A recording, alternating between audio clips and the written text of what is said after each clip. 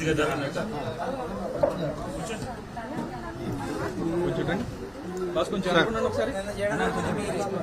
అశోక్ బాబు sir, నేను ఈ పరిస్థితి రావడానికి మీరే కాదు. కోరకొండ దర్శకులు రోజు తిరుగుతూ ఉండు, ఈ దారిలో పోతే ఆ దారిలో వెళ్ళదు, ఇంకో దారిలో వెళ్ళమని చెప్పేసి మీరే చెప్పారు. పదవులు గాలికి వస్తాయి. సారా వ్యాపారం చేసేవాడికి వస్తే, ఈ క్లబ్బులు నడిపేవాడికి వస్తే పదవులు రావడం పెద్ద ఇష్యూ ఏం కాదు. గాలి ఉంటే పదవి వస్తుంది. కానీ నాయకుడిగా, అంటే రాజకీయ నాయకుడికి కంటే నాయకుడిగా బతకడం అవసరం. మంచి ఇష్యూ టేకప్ చేశారు, రైతులకు అండగా నిలబడండి. 5 లక్షలు 5 లక్షలు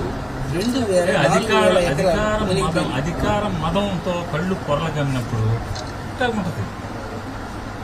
మొత్తం కౌలు రైతులన్నా 4,000 ఎకరాలు నీకు వెళ్ళిపోయిన సంవత్సరం నేను చూశాను.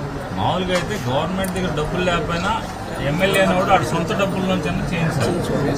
లేదు నీ దగ్గర డబ్బులు లేవు, జోలి పెట్టి అడుక్కోవాలి. నేను అదే చెప్పాను, మీ వల్ల కాకపోతే, మీ ప్రభుత్వం వల్ల కాకపోతే, కుటుంబ ప్రభుత్వం వల్ల కాకపోతే, మేము వైఎస్ఆర్ కార్యకర్తలు మేమందరం కూడా మేము జోలి పట్టుకొని ఊరు తిరిగి అడుక్కొని మేము చేయించుకుంటాం. పర్మిషన్ ఇవ్వండి అని అడిగాం.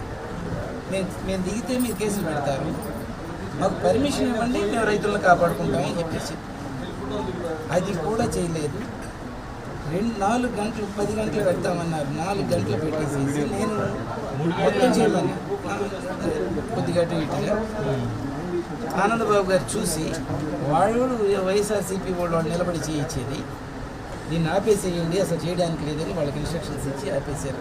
మొత్తం చేస్తామన్నారు. 7 కిలోమీటర్లు ఉంది, పెద్ద ఎక్కువ ఖర్చు ఏం కాదు. కానీ 200 కోట్లు ఆ కాలువ తీయకపోవడం, రైతులకి 200 కోట్లు పోయిన సంవత్సరం నష్టం వచ్చింది.